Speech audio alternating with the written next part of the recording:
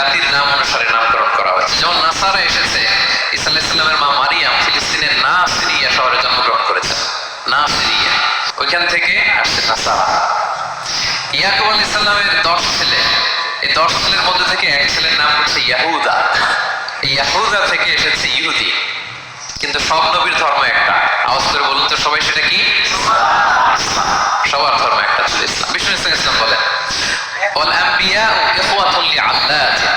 সেই বুখারীর বর্ণনা, নবীগণ হচ্ছে একে অন্যের বৈমাত্রেয় ভাইয়ের মতো। বৈমাত্রেয় ভাই মানে মা ভিন্ন কিন্তু বাবা এক, এরকম হয় না? ধরেন আমার বাবা যদি একাধিক বিয়ে করে, তো প্রত্যেক স্ত্রীর গর্ভে যদি সন্তান আসে, তো আমরা সবাই তো ভাই, কি বলেন? কিন্তু মা ভিন্ন। মা কি? তবে বাবা এক। নবীদের দৃষ্টান্তটা এরকম, আল আম্বিয়া ও ইখওয়াতুন লিআল্লাহ। নবীরা হচ্ছেন বৈমাত্রেয় ভাইয়ের মতো, তাদের মা ভিন্ন কিন্তু বাবা এক। বিষ্ণু ইসলাম বলেন উম্মাহাতুহুম শাত্তা ওয়া দীনুহুম ওয়াহিদ। তাদের শরীয়ত, তাদের বিধিবিধান এটা ভিন্ন ভিন্ন, কিন্তু তাদের দ্বীন কি? এক, সেটা হচ্ছে ইসলাম। সকল নবীর ধর্মের নাম হচ্ছে ইসলাম। যেমন ইব্রাহিম আলাইহিস সালামের ব্যাপারে আল্লাহ তাআলা বলেন মা কানা ইব্রাহিমু ইয়াহুদিয়ান ওয়ালা নাসরানিয়ান ওয়ালাকিন কানা হানিফান মুসলিমা ওয়া মা কানা মিনাল মুশরিকিন। নবী ইব্রাহিম আলাইহিস সালাম উনি ইহুদিও ছিলেন না, নাসারাও ছিলেন না, উনি একনিষ্ঠ মুসলিম ছিলেন। কি ছিলেন? আল্লাহ নবী ইউসুফ আলাইহিস সালাম উনি সবসময় আল্লাহর কাছে দোয়া করতেন, আল্লাহ তাওয়াফানি মুসলিমান ওয়া আলহিকনি বিস-সালিহিন। আল্লাহ তুমি আমাকে মুসলিম হিসেবে মৃত্যু দিও আর সৎকর্মশীলদের সাথে অন্তর্ভুক্ত করে নিও। তো উনি মুসলিম না হলে এই দোয়া করতেন, আল্লাহ মুসলিম হিসেবে মৃত্যু দিও। সুলাইমান আলাইহিস সালাম রানী বিলকিসের কাছে একটা চিঠি লিখেছেন। এই চিঠি আবার পাঠিয়েছেন হুদহুদ পাখিকে দিয়ে। হুদহুদ পাখি ছোট করে এটা কামড় দিয়ে নিয়ে বিলকিসের রাজপ্রাসাদের ভেন্টিলেশনের ভিতর দিয়ে ঢুকে বিলকিস লাঞ্চ করে বিশ্রাম নিতেছিলেন, বুকের উপরে চিঠিটা রেখে ফুরুত করে উড়াল দিচ্ছে হুদহুদ। খুলে দেখে অদ্ভুত এক চিঠি, ইন্নাহু মিন সুলাইমান ওয়া ইন্নাহু বিসমিল্লাহির রহমানির রহিম। তো বিলকিসকে উদ্দেশ্য করে সাল্লাল্লাহু আলাইহি ওয়াসাল্লাম বলেছিলেন আল্লাহ তাআলু আলাইয়া ওয়া আতুনি মুসলিমিন। বিলকিস অবাধ্য হয়ো না, বাড়াবাড়ি করো না, মুসলিম হয়ে আমার কাছে ফিরে আসো। কোন নবী বলছেন? তো উনি যদি মুসলিম না হতেন, উনি মুসলিম হওয়ার আহ্বান করতেন? প্রিয় ভাইরা, তাহলে সব নবীর ধর্ম একটা, সেটা কি? ইসলাম। সব নবী একই ধর্মের অনুসারী ছিলেন। এই পর্যায়ে আমরা কমন প্রফিটিক ফিচার্স, 10টা কমন ফিচার আছে যেটা সব নবীদের ক্ষেত্রে প্রযোজ্য। সব নবীদের ক্ষেত্রে এই ফিচারগুলো পাওয়া যায়। এই 10টা কমন ফিচার নিয়ে আলোচনা করবেন। এই 10টা কমন ফিচারের 1 নম্বর হচ্ছে আল ওয়াহি। সকল নবীকে আল্লাহ তাআলা ওহী পাঠিয়েছেন, রেভেলেশন, প্রত্যাদেশ। ওহী মানে সিক্রেট মেসেজ, যেটা নবী শোনে আর আল্লাহ জানে, দুনিয়ার মানুষ এটা শোনে। নবীরা বললে কেবল শোনে। সুবহানাল্লাহ। সব নবীকে আল্লাহ এই ওহীটা পাঠিয়েছেন। জিবরাইল আলাইহিস সালাম মারফত ওহী পাঠিয়েছেন, অথবা সরাসরি কিতাব পাঠিয়েছেন, কিংবা সহিফা পাঠিয়েছেন। আল্লাহ তাআলা ইরশাদ করেছেন ইন্না ইসলামের পরে সব নবীদের কাছে আমি যেমনি ওহী পাঠিয়েছি, আপনার কাছেও আমি এভাবে ওহী পাঠিয়েছি। সব নবীদের কাছে আমি এভাবে ওহী পাঠিয়েছি। সূরা বাকারার শুরুতে মুত্তাকিদের সংজ্ঞা দিতে যে আল্লাহ তাআলা বলেন ওয়াল্লাযীনা ইউমিনুনা বিমা উনজিলা ইলাইকা ওয়া মা উনজিলা মিন ক্বাবলিক ওয়া বিল আখিরাতি হুম ইউকিনুন।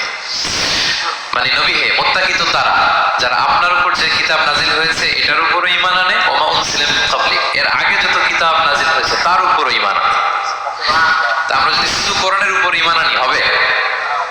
তার আগে যত কিতাব, আসমানি কিতাব নাজিল হয়েছে এগুলোর উপরও ঈমান আনার দরকার আছে না নাই? বলেন বলেন। তাওরাতের উপর ঈমান আনতে হবে, জাবুর, ইনজিল, সুহুফ ইব্রাহিম ও মূসা সবগুলোর উপর ঈমান আনতে হবে। তো এই ওহীগুলো আল্লাহ তাআলা নাজিল করেছেন। তাহলে 1 নাম্বার কমন ফিচার হচ্ছে আল্লাহ তাআলা ওহী পাঠিয়েছেন, সব নবীকে ওহী দিয়েছেন। 2 নাম্বার ফিচার হচ্ছে same language of the people. নবীকে আল্লাহ তাআলা যেই জাতিগোষ্ঠীর কাছে পাঠিয়েছেন তিনি ওই জাতির ভাষাতেই কথা বলেছেন। ধরেন মালয় এলাকাতে যদি আল্লাহ নবী পাঠান আর ওই নবী যদি আরবিতে কথা বলে, তা আমাদের মালয়েশিয়ার ভাইরা বুঝবে? আচ্ছা, আরব দেশে যদি আল্লাহ নবী পাঠান, ওই নবী ধরেন যে ম্যান্ডারিনে কথা বলে, চাইনিজ ভাষায়, আরবরা বুঝবে? চাইনাতে ধরেন আল্লাহ তাআলা এক নবী পাঠালো, সে ওখানে যে হিন্দি ভাষায় কথা বলে, চাইনিজ লোকেরা বুঝবে না। তাহলে যে জাতির কাছে আল্লাহ পাঠাইছে ওই জাতির ভাষা দিয়ে আল্লাহ নবীকে পাঠাইছে। সুবহানাল্লাহ।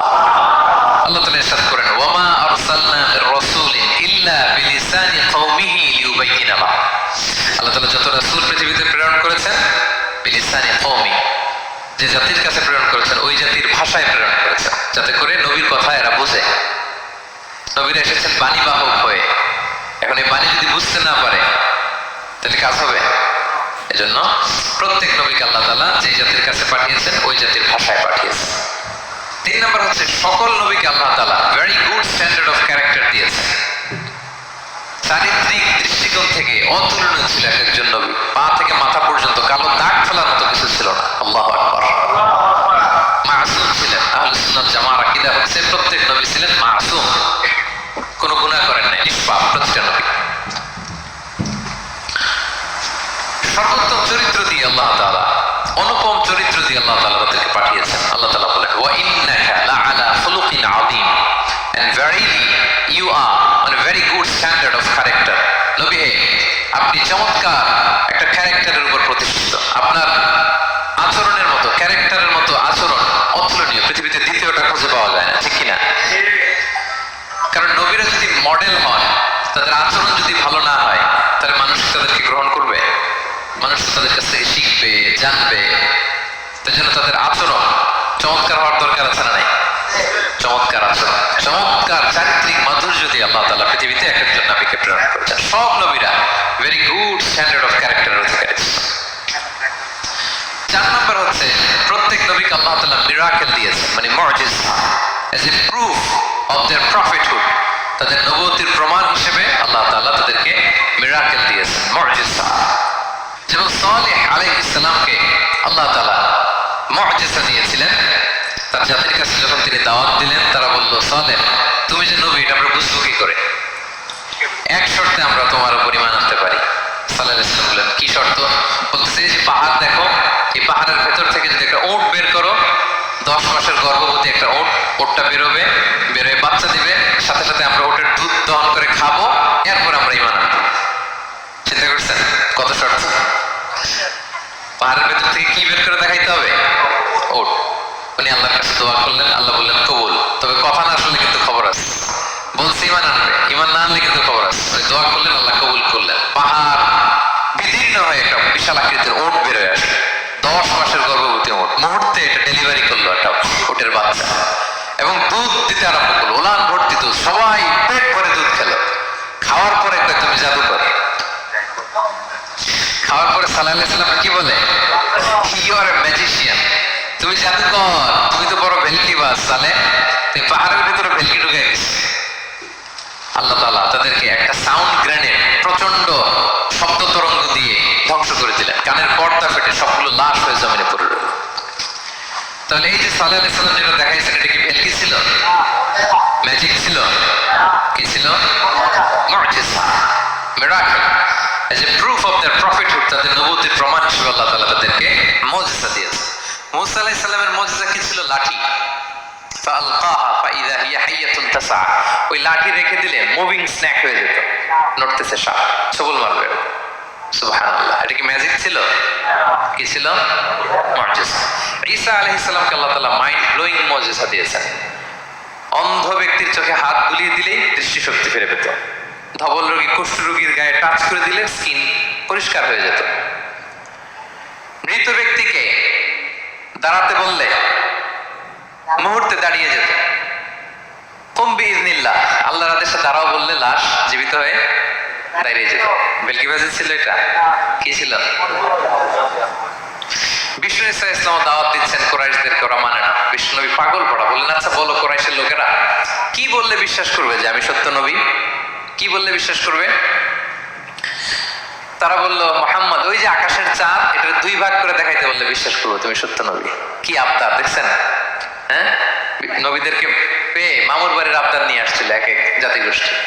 বলে, মুহাম্মদ আকাশের জল জলে চাঁদটাকে যদি তুমি 2 ভাগ করে দেখাতে পারো, তবেই বুঝবে তুমি নবী। বিষ্ণু ইসলাম আল্লাহর কাছে দোয়া করলেন, আল্লাহ বলেন, ঠিক আছে। ইখতারাবাতিস সাআতু ওয়ানশাক্কাল কমার ওয়া ইন ইয়ারাউ আয়াতান ইউরিদু ওয়া ইয়াকুলু সিহরুম মুস্তামির। বিষ্ণু নবী সাব্বাবা, এই আঙ্গুলের নাম কি? ইবহাম, সাব্বাবা, ওয়ুসতা, বিনসার, খিনসার। হ্যাঁ, আমরা ইংরেজি নাম ঠিকই জানি, আরবিটা জানি না। ইবহাম, সাব্বাবা, ওয়ুসতা, বিনসার, খিনসার। বিষ্ণু সাব্বাবা আঙ্গুলি উঠালেন। এটা শাহাদাত আঙ্গুলি বলে, আসলে সাব্বাবা আরবিতে। তো বিশ্বনবী এভাবে আল্লাহর নাম নিয়ে চাঁদের দিকে ইঙ্গিত করলেন, মুহূর্তে আকাশের জ্যোৎস্না বিরানো চাঁদটা দুই ভাগ হয়ে গেল। কুরাইশরা দেখে তো অবাক। বিষ্ণু বললেন, এবার কথা অনুযায়ী ঈমান আনো। বলে, Muhammad you are a magician. Muhammad তুমি বড্ড বড় জাদুকর, তুমি চাঁদের মধ্যে জাদু লাগাই ফেলছো। নাউযুবিল্লাহ মিন যালিক। তাহলে আল্লাহ তাআলা as a proof of their প্রফিটহুড, তাদের নবুয়তের প্রমাণ হিসেবে প্রত্যেক নবীকে কি দিয়েছেন? মুআজিজা দিয়েছেন, সব নবীকে দিয়েছেন। 5 নাম্বার, সকল নবীর দাওয়াতি মিশন এক ছিল, একই মিশন নিয়ে নবীরা পৃথিবীতে এসেছেন। সেটা কি? তাওহীদ, রিসালাত, আখিরাত। আমার সাথে সাথে বলেন, তাওহীদ, রিসালাত, আখিরাত। তাওহীদ, রিসালাত, আখিরাত। এই তিনটা বুনিয়াদী শিক্ষা দিতে নবীরা এসেছে। তাওহীদ মানে ওয়াননেস অফ গড, আল্লাহ যে এক, সব নবী প্রচার করেছেন। রিসালাত মানে তারা যে বার্তাবাহক হিসেবে এসেছেন, তাদের কথা মানতে হবে, এটার দাওয়াত দিয়েছেন। এবং কোন নবীর কথার সাথে আরেক নবীর কথার গড়মিল পাওয়া যায় না, অমিল হয় না। আচ্ছা বলেন তো, কখনো কি হয়েছে কোন এক নবী এসে বলছে যে মৃত্যুর পরে একটা জীবন আছে, আরেক নবী এসে বলছে না, মনে হয় নাও থাকতে পারে? বলছে? এক নবী এসে বলছে আমাদের স্রষ্টা আল্লাহ তাআলা তিনি একজন, আরেকজন বলছে না একজন না, 2-3 জন হইতে পারে। এক নবী এসে বলছে ভালো করলে জান্নাত, খারাপ করলে জাহান্নাম, আরেক নবী এসে বলছে না, জান্নাত জাহান্নাম বলতে কিছু নাই। হইছে? হইছে? কোন নবীর কথার সাথে কোন নবীর কথার কোনো বৈপরীত্য নাই, কারণ প্রত্যেক নবীরা মন গড়া কিছু বলতেন না। ওমা ইয়ান্তিকু আনিল হাওয়া ইন হুয়া ইল্লা ওয়াহয়ুন ইউহা। নবীরা কথা বলতেন একটা হেডকোয়ার্টার থেকে তথ্য পেয়ে। ওই হেডকোয়ার্টারটা কার? ওই হেডকোয়ার্টার থেকে যে ইনফরমেশন আসতো সেটার আলোকে নবীরা কথা বলতেন, বানিয়ে কিছু বলতেন না। সব নবীরা দাওয়াত দিয়েছেন, ইয়া কওমি ইবুদুল্লাহ মা লাকুম মিন ইলাহিন গায়রু। হে আমার জাতির লোকেরা, এক আল্লাহর ইবাদত করো, আল্লাহ ছাড়া অন্য কারো ইবাদত করো না। সব নবীরা বলেছেন ইন্নী লাকুম রাসূলুন আমিন, নিশ্চয় আমি তোমাদের কাছে বিশ্বস্ত রাসূল হিসেবে প্রেরিত হয়েছি। সব নবীরা বলেছেন ইয়াউমা লা তামলিকু নাফসুন লিনাফসিন শাইআ ওয়াল আমরু ইয়াউমা ইযিল লিল্লাহ। এমন এক দিনের মুখোমুখি হতে হবে কেউ কারো উপকার করতে পারবে না। নেতা কর্মীর উপকারে আসবে না, কর্মী নেতার উপকারে আসবে না, পীর সাহেব মরিদের উপকারে আসবে না, মরিদ পীর সাহেবের উপকারে আসবে না, হাজবেন্ড ওয়াইফের কিছু করতে পারবে না, ওয়াইফ হাজবেন্ডকে কিছু করে দিতে পারবে না। দিনটা বড্ড ভয়ঙ্কর। সব নবীর এই তিনটা দাওয়াত দিয়েছেন, তাওহীদ, রিসালাত, আখিরাত। তার মানে সব নবীর দাওয়াতি মিশন এক অভিন্ন দাওয়াতি মিশন নিয়ে তারা পৃথিবীতে এসেছেন। 6 নাম্বার, এই পৃথিবীতে যত রাসূল এসেছে, নবী এসেছে, তারা প্রত্যেকে মানুষ ছিলেন। কি ছিলেন? নাকি জিন ছিল? ফেরেশতা? প্রেরিত সব নবীরা কি ছিল? মানুষ ছিল। মক্কার কুরাইশরা বলতো মা লিহাযা রাসূলি ইয়াকুলু আত-তাআমা ওয়া ইয়ামশি ফিল আসওয়াক। ব্যাপার কি, মুহাম্মদ আবার কেমনে রাসূল হয়? আমরাও বাজারে যাই, উনিও যায়, আমরাও বিয়ে করি, উনিও বিয়ে করে, আমাদেরকে মারলে কাটলে লাল রক্ত, ওনার রক্ত বেরোয়। তো তারা চাচ্ছিল, তারা বলতেছিল যে মানুষ না দিয়ে আল্লাহ যদি ফেরেশতা পাঠাইতো নবী হিসেবে, তাইলে না ভালো হইতো। তালবাহান, এটা কি বলে? ফেরেশতা পাঠাইলে কি বলতো জানেন? ফেরেশতা পাঠাইলে বলতো ফেরেশতাদের তো ক্ষুধা লাগে না, এরা বুঝবে কি আমাদের কষ্ট? ফেরেশতাদের তো জৈবিক চাহিদা নাই, এরা কেমনে বুঝবে? ফেরেশতাদের তো খারাপ কাজ করার প্রবণতা, টেন্ডেন্সি নাই। আমাদের যে কষ্ট, দুঃখ, ফিলিংস, এটা তো ফেরেশতারা বুঝে না, ফেরেশতারা কেমনে আমাদের নবী হয়? এটা বলতো, ঠিক কিনা? তালবাহান বলে কেমন রাসূল, আমরা যা করি তাই করে। আল্লাহ বলেন সব নবীকে আমি মানুষ হিসেবে প্রেরণ করেছি। বিষ্ণু ইসলাম বলেন ইন্নামা আনা বাশারুম মিসলুকুম, নিশ্চয় আমি তোমাদের মতোই মানুষ। তোমাদের মতোই কি মানুষ? তো পার্থক্য হচ্ছে ইউহা ইলাইয়া, আমার কাছে ওহী আসে, প্রত্যাদেশ আছে আল্লাহ তাআলার পক্ষ থেকে। তাহলে 6 নাম্বার যেই কমন ফিচার আমরা জানলাম, আল্লাহর পাঠানো সবগুলো নবী এবং রাসূল তারা কি ছিলেন? সবাই বলুন, তারা কি ছিলেন? মানুষ ছিলেন। 7 নম্বর কমন ফিচার হচ্ছে আল্লাহর পাঠানো সব নবী এবং রাসূলরা ওনারা পুরুষ ছিলেন। কি ছিলেন? কোন নবী কি নারী ছিল বলেন তো? হ্যাঁ, নারী নবী আছে? নাই। নবী হওয়ার জন্য ম্যাসকুলিনিটি শর্ত, পুরুষ হওয়ার শর্ত। কারণ নবীকে অনেক বড় বড় জিনিসের নেতৃত্ব দিতে হবে, মাঝে মাঝে মিলিটারি তৈরি করতে হবে, লিডারশিপ লাগবে, যুদ্ধ পরিচালনা করতে হবে। নারীদের পক্ষে এটা সম্ভব? কঠিন। আমাদের বোনদের অনেক ধরনের দুর্বলতা আছে, তাদের মাসে কিছুদিন তারা আল্লাহর আদেশে অসুস্থ থাকে, ঠিক কিনা? পিরিয়ড তাদের চলে, ওই সময় সালাত পড়তে পারে না, অনেক প্রতিবন্ধকতা তাদের আছে। বাচ্চা যদি ধারণ করে পেটে 9 মাস ওনারা অসুস্থ। শেষের মাসগুলোতে তো কঠিন জটিল অবস্থা। বাচ্চা ডেলিভারির পরেও 40 দিন ব্লিডিং আছে না নাই? তাহলে অনেক ধরনের জটিলতা আল্লাহ তাআলা ওনাদের দিয়েছেন। এই জন্য আল্লাহ তাআলা নবুয়তের গুরু দায়িত্ব, এটার জন্য আল্লাহ তাআলা পুরুষদেরকে সিলেক্ট করেছেন। আলহামদুলিল্লাহ বলেন। তাহলে যত নবী এবং রাসূল পৃথিবীতে এসেছিল ওনারা পুরুষ ছিল। আল্লাহ বলেন ওয়ামা আরসালনা মিন ক্বাবলিকা ইল্লা রিজালান নূহি ইলাইহিম। নবী হে মুহাম্মদ, আপনার আগে যত নবী এবং রাসূলকে আমি পৃথিবীতে প্রেরণ করেছি তাদেরকে পুরুষ হিসেবে প্রেরণ করেছি, কোন নারীকে আমি নবুয়তের মর্যাদা দেই নাই। 8 নাম্বার, প্রত্যেক নবীকে আল্লাহ তাআলা একটা গ্রুমিং, একটা ট্রেনিং সেশনের মধ্য দিয়ে নিয়েছেন। সেটা কি? সেটা হচ্ছে সবাইকে আল্লাহ তাআলা শেফার্ড হিসেবে কাজ দিয়েছিলেন, রাখাল হিসেবে। পৃথিবীর সব নবীরা ছাগল চড়াতেন, সব, আদম আলাইহিস সালাম থেকে শুরু করে বিষ্ণু আলাইহিস সালাম পর্যন্ত। সুবহানাল্লাহ পড়বেন না? বিষ্ণু আলাইহিস সালাম বলেন মা বাআসাল্লাহু নাবিয়্যান ইল্লা রাআল গানাম। আল্লাহ এমন কোন নবী পাঠায় নাই যেই নবী ছাগল চড়ায় নাই, সব নবী। সাহাবারা অবাক হয়ে বললেন ওয়া আনতা ইয়া রাসূলুল্লাহ, হে নবী আপনিও ছাগল চড়িয়েছেন? বিষ্ণু বললেন হ্যাঁ, আমি তো অল্প কিছু পারিশ্রমিকের বিনিময়ে মক্কার লোকদের ছাগল চড়িয়ে দিতাম। সুবহানাল্লাহ। কেন সব নবীকে দিয়ে আল্লাহ ছাগল চড়ালেন? এই ট্রেনিং সেশন, গ্রুমিং সেশন কেন? কারণ ছাগলকে একসাথে বসানো কঠিন। ছাগল একটু কি বলে, একটু টেরা টাইপের প্রাণী, কথা শুনতে চায় না। ধরেন যে সারা সপ্তাহ আপনি খুব ব্যস্ত, একদিন সুযোগ পাইছেন সপ্তাহে যে আজকে আমি ফ্রি আছি, যাই পুকুরে যে আমিও গোসল করি, ছাগলটারও গোসল করাই। এটা ধরে যদি এখন পুকুরের দিকে টান দেন কি করবে? পা দুইটা এমন শক্ত করে মাটিতে ধরে রাখবে, আপনি যত টানবেন ওর ঘাড়ের চামড়া ছিঁড়ে যাচ্ছে, তারপরেও আসে না। এবার ছাগলগুলোর একসাথে রাখা কঠিন, একটা নেচে ওদিকে যায়, আরেকটা লাফ দেয় এদিকে, আরেকটা ওইদিকে। এদেরকে যদি কেউ একত্রিত করতে পারে তাহলে এই জাতিকে, মানব জাতিকে একত্রিত করা তার জন্য একেবারে সহজ, পানি ভাত, ঠিক কিনা? এই জন্য আল্লাহ এই মানব গোষ্ঠীর উপর লিডারশিপ কায়েমের আগে ছাগল চড়িয়েছেন। এবং যারা মরুভূমিতে ছাগল চড়ায়, যে শেফার্ড গুলো, যেই রাখাল গুলো, তাদের অনেক শক্তিশালী হইতে হয়। গায়ে শক্তি না থাকলে ছাগল চড়ানো যায় না, কিন্তু লাঠি নিয়ে হই হই করে পিছনে দৌড়াইতে হয়, নেকড়ের ছোবল থেকে ছাগলগুলোকে রক্ষা করতে হয়, বাঘ নেকড়ে এগুলো থেকে বাঁচাইতে হয়। তার মানে এটা করার মধ্য দিয়ে এই জাতিকে কিভাবে জাহান্নামের আগুন থেকে বাঁচাবে নবীদের ওই ট্রেনিং হয়ে যায়। সুবহানাল্লাহ। ছাগল এদিক ওদিক দৌড়াতে থাকে, এদেরকে যেমনি একত্রিত করতে হবে, নবীদের কাজ হচ্ছে মানব গোষ্ঠীকে ইউনাইটেড করা, একত্রিত করা। এজন্য আল্লাহ তাআলা মা বাআসাল্লাহু নাবিয়্যান ইল্লা রাআল গানাম, এই পৃথিবীতে এমন কোন নবী পাঠান নাই যেই নবীকে দিয়ে আল্লাহ তাআলা ছাগল চড়ান নাই। সব নবীর মধ্যে এটা কমন। 8 নম্বর পয়েন্ট। 9 নম্বর পয়েন্ট হচ্ছে enmity from their own people. যত নবী দাওয়াত নিয়ে আসছে তারা চ্যালেঞ্জের মুখোমুখি হয়েছেন, শত্রুতার মুখোমুখি হয়েছেন। কেউ ওনাদের জন্য রেড কার্পেট রিসেপশন দেয় নাই। নবীদের পথ ছিল বড় পিচ্ছিল, এটা কুসুমাস্তীর্ণ ছিল না, কণ্টকাকীর্ণ। কেউই সহজে মেনে নেয় নাই।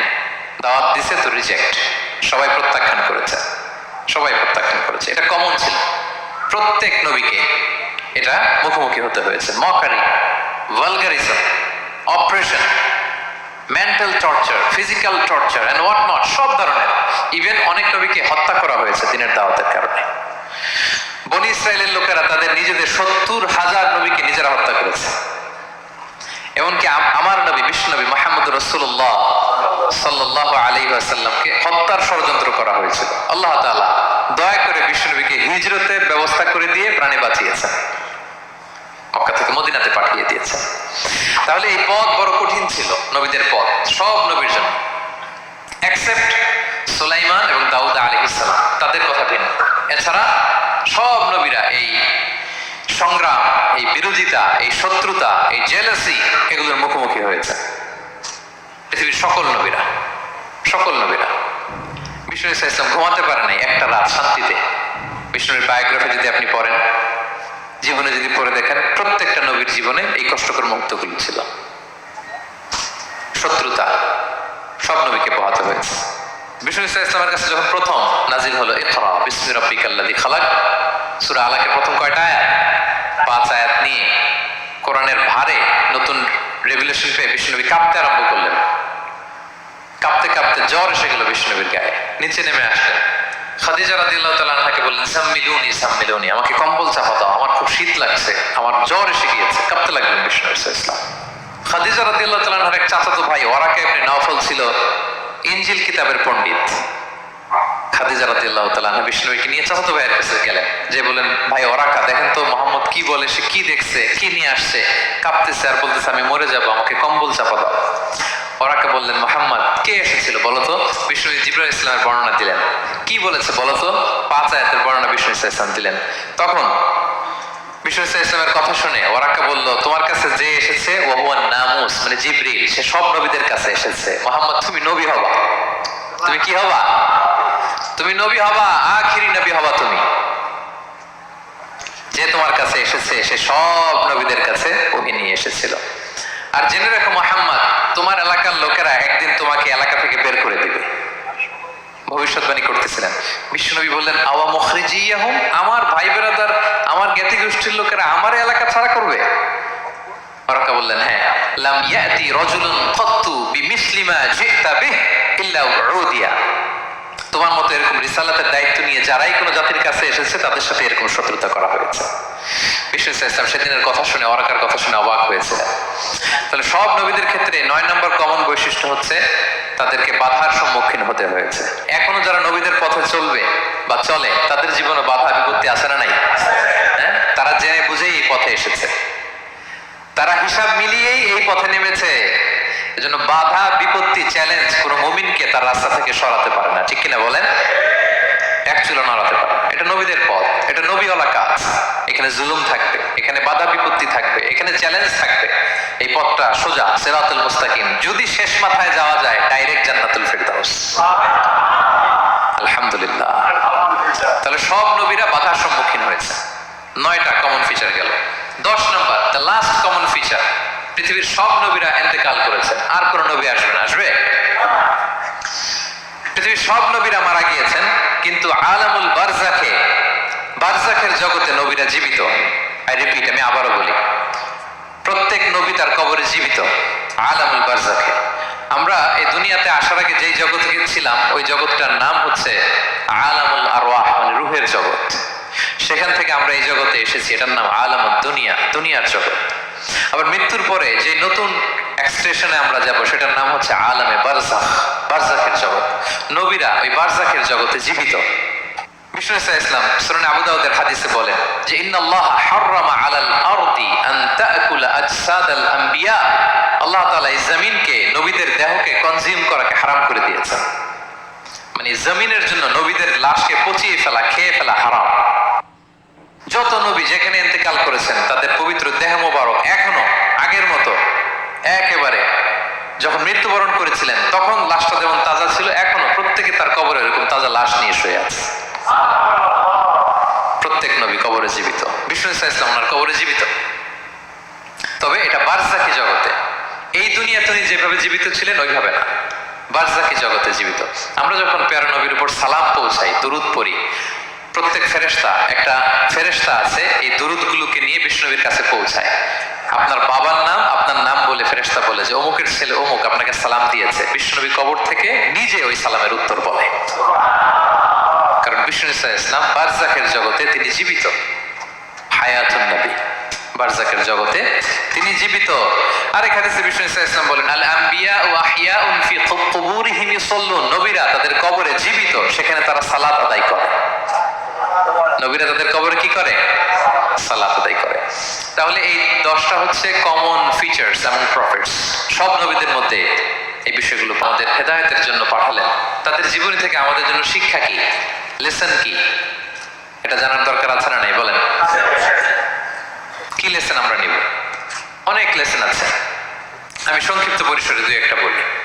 আমি আমার মিজানুর রহমান আজহারি ভেরিফাইড ইউটিউব চ্যানেলে প্রফেট সিরিজ নামে একটা সিরিজ করেছি, 25 পর্বের। কোরআনে কয়জন নবীর নাম উল্লেখ হয়েছে? 25। আর আমার চ্যানেলে কয় পর্ব? তার মানে 25 জন নবীর ব্যাপারে আমি ওয়েল ডকুমেন্টেড ম্যানারে একাডেমিকলি আলোচনা করেছি। আপনারা শুনবেন, আপনাদের জন্যই করেছি, শুনবেন আপনারা। এবছর 21শে বইমেলায় আপনারা শুনেছেন আমার একটা বই প্রকাশিত হয়েছে, বইয়ের নাম হচ্ছে জেগে ওঠো আবার। এটা আমি নিজে লিখেছি। আরেকটা বই 6 খণ্ডের আমি সম্পাদনা করেছি, সেটা হচ্ছে ছোটদের নবী রাসূল। বইটার নাম কি? ছোটদের নবী রাসূল। সত্যায়ন প্রকাশন থেকে 6 পর্বের খুব চমৎকার গ্রাফিক্যাল ইউজার ইন্টারফেস দিয়ে আপনার সোনামণিরা, বাচ্চারা তারা জেনে যাবে যে তাদের আসল আইকন কারা, তাদের আসল সুপার হিরো কারা, তাদের অনুসরণীয় অনুকরণীয় ব্যক্তিত্ব হবে কারা। এই বইটা লিখতে, সম্পাদনা করতে আমাদের অনেক চ্যালেঞ্জ আমরা ফেস করেছি, কারণ এটা আপনাদের জন্য লিখি নাই, লিখছি কাদের জন্য? বাচ্চাদের জন্য। আমি বাচ্চাদেরকে গল্প শোনাচ্ছি এরকম একটা ভাব নিয়ে লিখেছি। আমি বারবার ভেবেছি যে আমার ছোট্ট মেয়েটাকে যদি আমি শোনাই, ওকে বুঝাইলে ও কিভাবে বললে বুঝবে। গল্পের মতো করে খুব রস দিয়ে, আনন্দ দিয়ে প্রতিটা বাক্য এভাবে সাজানো হয়েছে। 6 খণ্ডের ছোটদের নবী রাসূল সিরিজ, যদি সুযোগ হয় আপনারা সংগ্রহ করবেন। বড়দের নিয়েও আমরা নবী রাসূলের উপর আমাদের সামনে কাজ আসবে, আমরা জানাবো। তো আজকের এই কায়েত ফাউন্ডেশন বাংলাদেশের এই প্রোগ্রামের সর্বশেষ যে পয়েন্টটা আপনাদের সামনে আমি উপস্থাপন করতে চাই, সেটা হচ্ছে lessons from the life of the prophets. নবী রাসূলদের জীবনী থেকে আমাদের জন্য কি শিক্ষা। 25 জন নবীকে কভার করা সম্ভব হবে না। আমি সেখান থেকে মাত্র 7 জন নবীর জীবনী থেকে 7টা শিক্ষা 7 মিনিটে বলে আমরা শেষ করে দেব ইনশাআল্লাহ বিইذنিল্লাহ। প্রথমে আমরা শুনবো সাইয়েদনা আদম আলাইহিস সালামের জীবনী থেকে শিক্ষা। পৃথিবীর প্রথম নবী কে ছিল বলেন তো? আদম আলাইহিস সালাম। আমরা যেমনি আমাদের শৈশব ছিল, কৈশোর ছিল, যৌবন, তারপর বার্ধক্যের দিকে যাচ্ছি, ওনার কিরকম ছিল? আদম আলাইহিস সালামের শৈশব ছিল না? ছিল? কৈশোর ছিল? কনফিউশনে পড়ে গেছে। ছিল? ছিল না। মজার ব্যাপার হচ্ছে ওনার শৈশব কৈশোর ছিল না, ওনাকে আল্লাহ সৃষ্টি করতে যুবক করে সৃষ্টি করছে। সুবহানাল্লাহ, তো আসছে কেন? সৃষ্টি করতেই যুবক, 60 হাত লম্বা। কয় হাত? 60 হাত লম্বা করে তৈরি করছেন আদম আলাইহিস সালামকে। আপনারাও যারা জান্নাতে যাবেন 60 হাত লম্বা হয়ে ঢুকবেন, 33 বছরের যুবক হয়ে ঢুকবেন। 80 বছর বয়সে মারা গেল, কত বছর বয়সে ঢুকবেন? গালে কোনো দাড়ি থাকবে না। এই দুনিয়ায় দাড়ি রেখে নেন, ওখানে দাড়ি ছাড়া উঠবেন একেবারে কোনো জুরদা মুর্দা ও আপনা ও সালাসা ওয়া সালাসিন। 33 বছরের তাগড়া ইয়াং সুপারস্টার হয়ে জান্নাতে ঢুকবো আমরা। তো আদম আলাইহিস সালামকে আল্লাহ প্রথম নবী করে পৃথিবীতে পাঠালেন। ওনাকে জান্নাতে সব খাইতে বললেন যে সব খাও, একটা গাছের কাছে যেও না। কিন্তু শয়তান সে তার মিশন নিয়ে আসে, সে আদম আলাইহিস সালামকে ভুলভাল বোঝালো, আদম আর হাওয়াকে, যে একটা কাজ করো, আল্লাহ তাআলা তোমাকে না করছে কেন জানো? আল্লাহ তো চায় না তুমি জান্নাতে থাকো, আল্লাহ চায় তোমাদেরকে দুনিয়াতে পাঠিয়ে দিবে। তো তুমি যদি ওই গাছের ফল খেয়ে ফেলো, আল্লাহ আর দুনিয়াতে পাঠাতে পারবে না। কিন্তু আল্লাহ চায় তোমাদেরকে কই পাঠাবে? কিন্তু যদি গাছের ফল খেয়ে ফেলো আর পাঠাইতে পারবে না। এজন্য আল্লাহ নিষেধ করছে গাছের ফল খায় না। চিন্তা করছেন? উল্টা, পুরো উল্টোটা বুঝাইছে। তো ভুল করে সাইয়েদনা আদম আলাইহিস সালাম হাওয়া আলাইহিস সালাম খেয়ে ফেলছেন এই ফল। খাওয়ার পরেই আল্লাহ তাআলা পাঠিয়ে দিলেন পৃথিবীতে, যাও জমিনে যাও, এই জান্নাতে আর থাকা যাচ্ছে না। কাঁদতে আরম্ভ করলেন আদম আর হাওয়া আলাইহিস সালাম, কাঁদতে কাঁদতে অনুতপ্ত হয়ে আল্লাহর কাছে দোয়া করলেন। তো পুরো আদম আলাইহিস সালামের জিন্দেগির সবচেয়ে বড় শিক্ষা হচ্ছে রিপেন্টেন্স, অনুতপ্ত হওয়া। কি হওয়া? অনুতপ্ত হওয়া। আমরা ভুল করব, কুল্লুকুম খাত্তাউন, আমরা সবাই পাপী। সবাই কি পাপী? কে পাপ করি না? আমরা সবাই পাপী। কিন্তু মনে রাখবেন, আমাদের পাপ যত বড় হোক, আল্লাহর রহমতের দরিয়া তার চাইতেও বড়, অনেক বড়। তিনি দয়াময়, তিনি মেহেরবান, তার দয়ার শেষ নাই, তার মায়ার শেষ নাই। তার রহমতের দরিয়া যে কত বড় আপনি কল্পনাও করতে পারবেন না। শয়তান আর আমাদের মধ্যে পার্থক্য হচ্ছে, শয়তান পাপ করে পাপে অটল থাকে, কিন্তু বিশ্বাসীরা পাপ করার সাথে সাথেই ক্ষমা চায় কার কাছে? এটা হচ্ছে আদম আলাইহিস সালামের জীবনী থেকে আমাদের জন্য সবচেয়ে বড় লেসন। সাইয়েদনা আদম আলাইহিস সালাম উনি ভুল করে যখন বুঝতে পারলেন, অনুতপ্ত হলেন, চোখের পানি ছাড়লেন। 2 ফোঁটা পানি আল্লাহর কাছে সবচাইতে প্রিয়। এক হচ্ছে জিহাদের ময়দানে মুজাহিদের গা বেয়ে ঝরে পড়া রক্তের ফোঁটা, 2 হচ্ছে অনুতপ্ত বান্দার চোখের পানির ফোঁটা। অনুতপ্ত বান্দা নিজের ভুল স্বীকার করে মাথাটা নিচু করে চোখের পানি ছেড়ে দিয়ে যখন আল্লাহর কাছে কাঁদে, তার চোখের পানি চোখ বেয়ে নাকের ডগা বেয়ে জমিনে ড্রপ করার আগেই আল্লাহ তার সব গুনাহ মাফ করে দেয়। সাইয়েদনা আদম আলাইহিস সালাম কাঁদতে আরম্ভ করলেন, কাঁদতে কাঁদতে অনুতপ্ত হয়ে দোয়া করলেন, রব্বানা যালামনা আনফুসানা ওয়া ইল্লাম তাগফির লানা ওয়া তারহামনা লানাকুনান্না মিনাল খাসিরিন। রব্বানা, হে আমাদের রব, যালামনা আনফুসানা, আমরা আমাদের নফসের উপর জুলুম করেছি, ভুল করেছি, অন্যায় করেছি, অপরাধ করেছি। ওয়া ইল্লাম তাগফির লানা, আল্লাহ তুমি যদি ক্ষমা না করো, তুমি যদি মাফ না করো, লানাকুনান্না মিনাল খাসিরিন, আল্লাহ আমরা ধ্বংস হয়ে যাব, আমরা ক্ষতিগ্রস্ত হয়ে যাব, আমরা লুজার হয়ে যাব। এই বাক্যগুলো বলে বলে যখন আল্লাহ তাআলার কাছে দোয়া করলেন, আল্লাহর রহম হলো। আল্লাহ দয়া করে সাইয়েদনা আদম আর হাওয়া আলাইহিস সালামকে ক্ষমা করে দিলেন।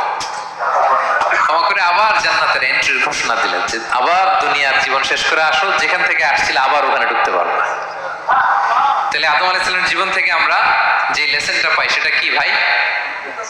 বলেন বলেন, অনুতপ্ত হওয়া, রিপেন্টেন্স। আমরাও যদি জীবনে ভুল করি কি করবেন? ভুলের উপর অটল থাকবেন, অনড় থাকবেন, একগুঁয়ে ধরে বসে থাকবেন, সীমা লঙ্ঘন করবেন? আমরা ক্ষমা চাইব। কার কাছে ক্ষমা চাইব? ক্ষমা দেওয়ার জন্য তিনি বসে থাকেন। শেষ রাতে আল্লাহ প্রথম আসমানে চলে আসেন। প্রথম আসমানে এসে ডাকতে থাকেন, আলা মিন মুস্তাগফিরিন আগফির আলা, কে ক্ষমা চাবা? কে পাপ করেছে, জুলুম করেছে, বলো, আমি ক্ষমা দেওয়ার জন্য আসছি। আলা মিন মুস্তারজিকিন, কার ব্যবসা মন্দা আমার কাছে চাও, আমি আল্লাহ বাড়িয়ে দেব। কার কি লাগবে বল, আমি দেবো। আল্লাহ তাআলা দেওয়ার জন্য আসছে, আমি নেয়ার জন্য উঠতে পারি না। আমরা যেন আল্লাহ তাআলার কাছে চাই বেশি বেশি, এবং ভুল করলে যেন আমরা অনুতপ্ত হই। ভুল করলে আমরা কি হব? সাইয়েদনা আদম আলাইহিস সালামের জীবন থেকে আমরা এটা শিখলাম। 2 নম্বরে সাইয়েদনা নূহ আলাইহিস সালামের লাইফ থেকে আমরা কি শিখি? ওনার লাইফ থেকে আমরা শিখি হচ্ছে কনসিস্টেন্সি, মানে লেগে থাকা। ভালো কাজের জন্য কি করা? লেগে থাকা। উনি 950 বছর দাওয়াত দিয়েছিলেন ওনার জাতিকে। কয় বছর বলেন তো? 950 বছরের দাওয়াতি কার্যক্রমের ফলে উনি ফলোয়ার জোটাইতে পারছেন কয়জন জানেন? 80 জন। কয়জন? এরাই আমাদের পূর্বপুরুষ। আমরা পৃথিবীর সবাই কিন্তু এদেরই নাতিপুতি। এই 80 জনকে নিয়ে উনি নৌকার উপর উঠছিলেন, কিস্তির উপর, আর বাকিটা তো মহাপ্লাবন দিয়ে আল্লাহ ধ্বংস করে দিয়েছেন। ওই 80 জন আবার জমিনে এসে জমিন আবাদ করা শুরু হলো, ওখান থেকে পৃথিবীর সকল মানুষ। সুবহানাল্লাহ। উনি বলেন, ক্বালা রাব্বি ইন্নী দাআউতু কওমি লাইলান ওয়া নাহারা, আল্লাহ আমি দিন রাত এক করে আমার জাতি গোষ্ঠীকে দাওয়াত দিয়েছি। ফালাম ইয়াজিদহুম দুআই ইল্লা, যেন শুনতে না হয় এরা কানে আঙ্গুল দিয়ে রাখে আর মুখে কাপড় পেঁচিয়ে রাখে। নূহ আলাইহিস সালাম তারপরও থামতেন না, কন্টিনিউয়াস দাওয়াতি কাজ। লোকজন নূহ আলাইহিস সালামকে পিটিয়ে আধা মরা করে কাঁথা দিয়ে পেঁচিয়ে পাহাড়ে রেখে আসতেন। ওইখান থেকে এসে নূহ আলাইহিস সালাম আবার দাওয়াত দিতে শুরু করতেন। What a consistency! কিভাবে লেগেছিলেন! 950 বছর তিনি দাওয়াত দিয়েছেন, মাত্র 80 জন ফলোয়ার হয়েছিল। তাহলে আমরা অল্প দাওয়াতি কাজ করেই আমরা হতাশ হয়ে যাই। হায় রে আমার কথা শুনলো না, হায় রে আমার কথা পৌঁছাইল না, হায় রে আমার কাছে এসে কেউ মুসলিম হইল না, হায় রে আমার কথা অস্থির। আপনার কাজ হচ্ছে পৌঁছে দেওয়া, আপনার কাজ হচ্ছে কোরআনের কথা মানুষকে বলা। এটা দিয়ে কতটুকু কি হবে এটার ফয়সালা কার? তাহলে নূহ আলাইহিস সালামের জীবনী থেকে আমাদের শিক্ষা হচ্ছে কনসিস্টেন্সি। 950 বছর উনি লাগাতার দাওয়াত দিয়েছেন, থামে নাই, হতাশ হয় নাই, হাল ছাড়া নাই। নবীরা কখনো হাল ছাড়ে না। সুবহানাল্লাহ পড়ে। 3 নাম্বার, ইব্রাহিম আলাইহিস সালামের জীবনী থেকে আমাদের জন্য শিক্ষা হচ্ছে ওবিডিয়েন্স, আনুগত্য। কি করে আল্লাহ তাআলার কাছে আনুগত্য করতে হয়। আল্লাহু আকবার। আমি মনে হয় 1 ঘন্টার উপরে আলোচনা করেছি আমার প্রফেট সিরিজ ইব্রাহিম আলাইহিস সালামের জীবনী নিয়ে। ওনার পুরো জীবনটা, আল্লাহ কোনো কিছু বলতে দেরি, আল্লাহর আদেশের সামনে মাথা পেতে দিতে ইব্রাহিম আলাইহিস সালামের দেরি হয়নি। আল্লাহ বলছেন আসলিম, ওয়া ইয ক্বালা রাব্বুহু আসলিম ক্বালা আসলামতু লিরাব্বিল আলামিন। হে ইব্রাহিম সারেন্ডার, সারেন্ডার। সুবহানাল্লাহ। ইব্রাহিম আনুগত্য করো, আল্লাহ আনুগত্য করছে। ওনার সন্তান হয় না 86 বছর বয়স একটা সন্তান দিলেন আল্লাহ তাআলা। আমাদের এখানে কার বয়স কত? সর্বোচ্চ বয়স কত আছি আমরা? এদিকে 60 বছরের উপরে কেউ নাই, ঠিক কিনা? 86 বছর বয়সে আল্লাহ সন্তান দিয়েছেন ইসমাঈল আলাইহিস সালাম। কত বছর বয়সে?